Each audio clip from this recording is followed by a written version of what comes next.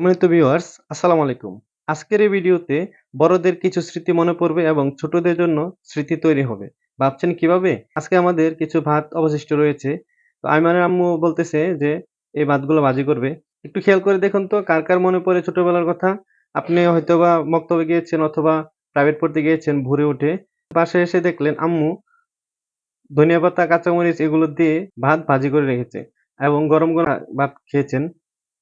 এখানে ২ জায়গায় ধনিয়া পাতা দেখতেছেন।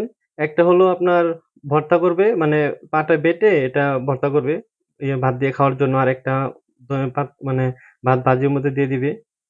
তো এটা এখন নিয়ে যাবে ভাজি করার আ একটু টালার জন্য, গরম করার জন্য।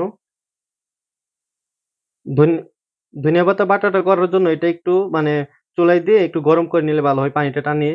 দেখুন ভাতগুলো ভাজি করার জন্য আমাদের এখানে নিয়েছে ধনিয়াপাতা, কাঁচামরিচ, পেঁয়াজ এবং ২ টা ডিম। হ্যাঁ? এই যে এখন এই ডিমটা ভাজি করবে। স্বাদটা বাড়ানোর জন্য আমরা একটা ম্যাগি মসলা দিয়ে দিব।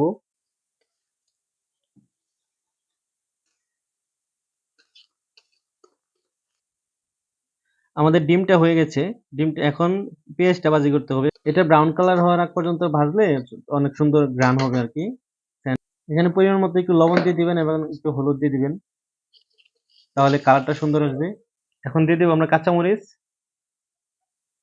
এই যে আমাদের পেঁয়াজটা রেডি হয়ে গেছে। এখন ভাতটা দিয়ে দিবে। এই যে ভাতটা দিয়ে দিবে। ওয়াও! কত সুন্দর কালার দেখা যাচ্ছে। ভিউয়ার্স তেল পেঁয়াজটা ভালো করে মিশানো হয়ে গেলে আমরা ডিমটা দিয়ে দিব।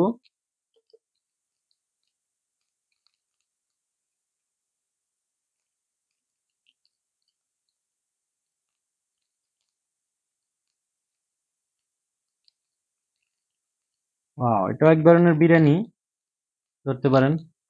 বিরিয়ানির মতোই টেস্ট লাগে এটা খাইতে।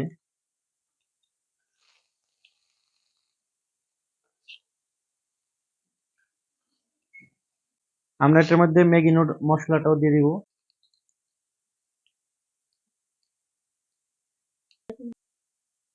ভিউয়ার্স আমাদের ভাত ভাজি রেডি হয়ে গেছে। এখন আমরা এটা খাবো। দেখতে মনে হচ্ছে ওয়াও! দারুণ মজা হবে। মায়া খান।